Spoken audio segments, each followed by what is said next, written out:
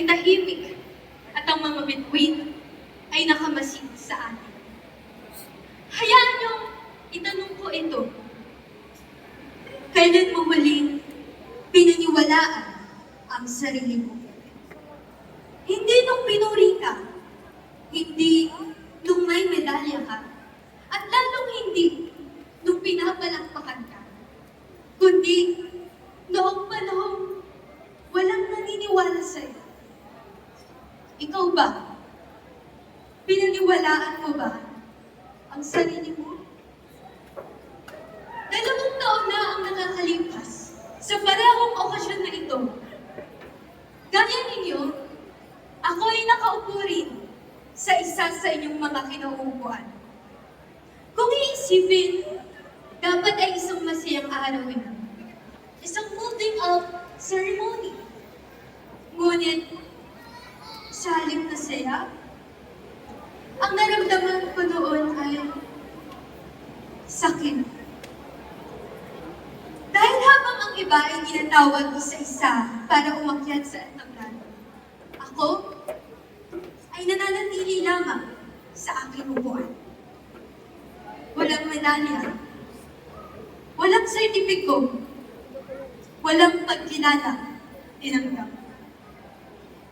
Sa gitna ng katahimikan ng gabing iyon, sinabi ko sa aking sarili, babawi ako. At ngayon, sino pong mag-aakala sa inyo? Narito na ako sa inyong harapan upang ipahayag na tunay na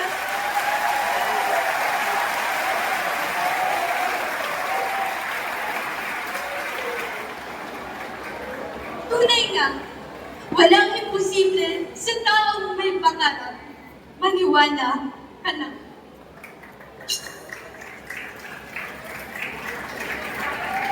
Kaya sa aking dating sarili, salamat dahil naniwala ako. Dahil ngayon, kung makikita mo lamang, nasa harapan na tayo ng napakaraming tao at ang aking munting pangarap noon, nasa harapan na rin nakaupo ang magulang ko.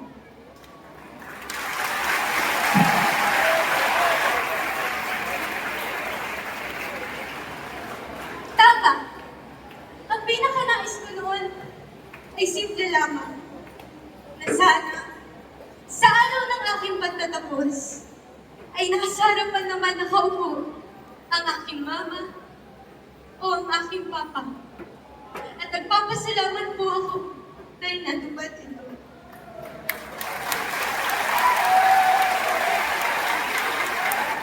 Sapagkat, ma, pa, ang lahat ng ito ay para sa iyo.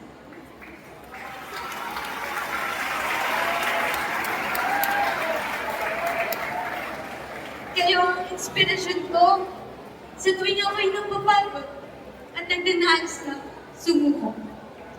Hindi ko man ito sinasabi sa inyo, ngunit kapag nakikita ko po kayo nagbubuhos ng pawis at nagtitiis ng pagod sa pagtitinda, ay nasasaktan po ako. Kaya ang totoo, kayo ang dahilan kung bakit naniwala ako. Kayo ang dahilan kung bakit ako narito.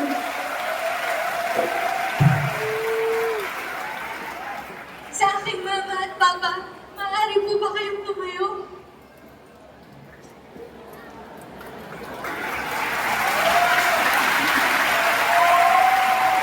Mama, salut po ako sa inyo at ipinagmamalaki ko po kayo sa buong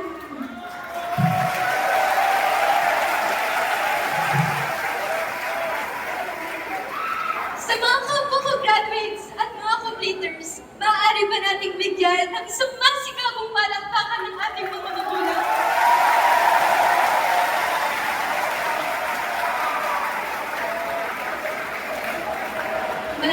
Maraming salamat po sa inyong wagas na pagmamahal. Sa inyong hindi matatawarang mga sakripisyo at sa pagiging ilaw ng aming mga pangarap. Sa ating pagtatapos ngayong gabi, nais kong alalahanin ninyo ang inyong paglalakbay sa pag-aaral. Naaalala niyo pa ba kung ilang beses niyo tinanong ang inyong sarili kung kaya ko pa ba? Pero isang kanta ang nagbigay sa akin ng sagot. Ito ang kantang I Believe ni Fantasia Barino. Pag-uwi galing paaralan, ito po ang palagi kong pinapatugtog. Dahil sa kantang ito, natutunan ko ang isang mahalagang bagay. Ang sekreto sa pagkamit ng aking pangarap. At ito, ang paniniwala sa aking sarili.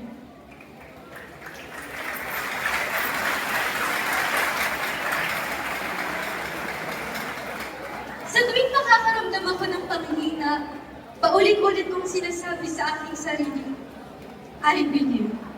I believe na kaya kong pumili ng sarili kong landas, kahit na ito ay iba sa landas ng aking mga kaibigan. Lalo na noong unang araw ng pasukan, noong ako ay grade 11. Naalala niyo pa ba ang pakiramdam niyo noon? Naalala ko na ang sarili ko ay puno ng kaba at pagdududa. Dahil napagtanto ko, ako na nga lang pala ay mag-isa. Dahil ang mga kaibigan ko noong junior high school ay lumipat na ng paaralan. At ang natira naman ay nasa ibang strand. Kaiba yun sa aking nais, ang strand na Eunice. Sa kabila ng pagdududa, kung kaya ko ba itong mag-isa, I believe. Gaya ng liriko sa kanta, pinaniwalaan ko ang sarili ko.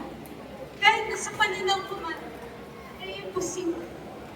Hindi ako natakot na humiwalay ng landas mula sa aking mga kaibigan. Dahil I believe.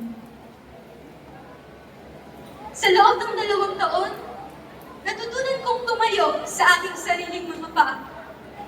Mag-isang pumupunta ng CR, mag-isang pumupunta at umuwi ng eskwelahan, at mag-isa rin pinapalakas ang aking kalooban tuwing ako'y nalulungkot, natatakot, at kinakabahan sa aming klase. At nagpapasalamat ako dahil I believe. Kaya naman, sa pag-abang ng ating mga baitang, sa senior high school o sa kolehiyo man, muli tayong babalik sa umpisa. Maaaring sa umpisang yun, wala ang mga nakasanayan nating kaibigan o kahit mga kakilala man. Ngunit, ang mahalagang matira ay ang sarili natin. Maniwala tayo sa ating sarili.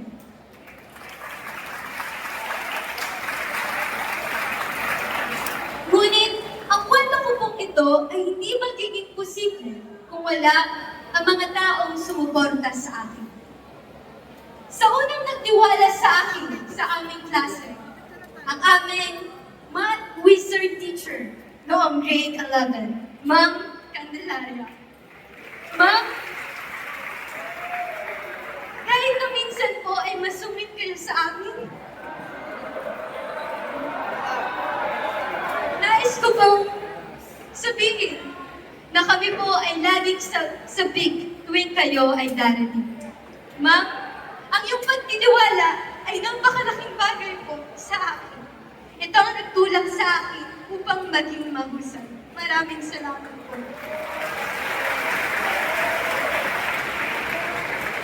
Sa aming napakahusay na advisor noong grade 11, Ma'am Del Monte.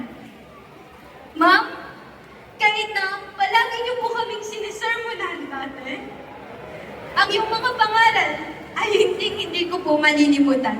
Maraming salamat po. Sa aming napakagandang advisor ngayong grade 12, Sir Casunas. Sir, gaya po ng turo niyo sa amin, palagi ko pong bibiliing maging mabuting tao. Bilang presidente po ng Mercury, nais ko pong malaman nyo na mahal po namin kayo.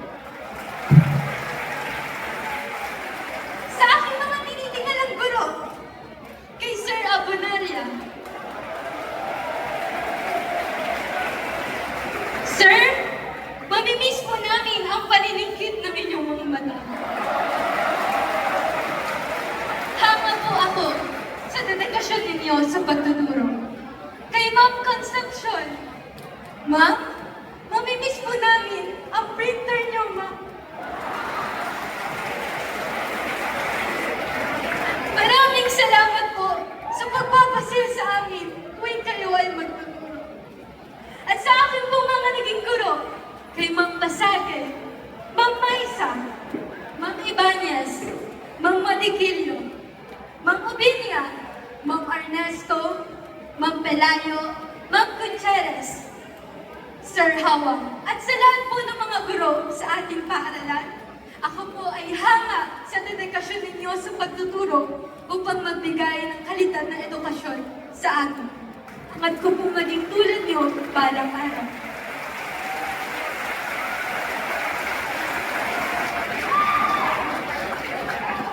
Hiling ko sa mga completers na narito, huwag niyo na huwag painitin ang ulo ng aming mga minahal na guro. Nawa ay mahalin niyo rin sila gaya ng pagmamahal namin sa kanila. Bawat sir, maraming salamat po.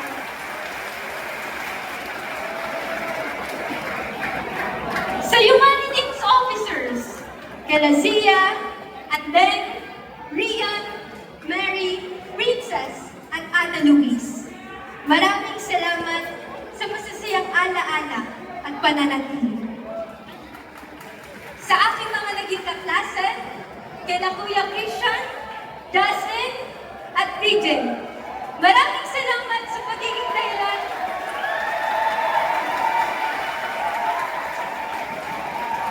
Maraming salamat sa pagiging dahilan ng aming mga walang upay na tawa. At sa buong Great Wall, Mercury, hindi ko man kayo maisa-isa, ngunit nais kong malaman nyo na ako ay nagpapasalamat na kayo ang naging kasama ko sa huling yugto ng aking high school life.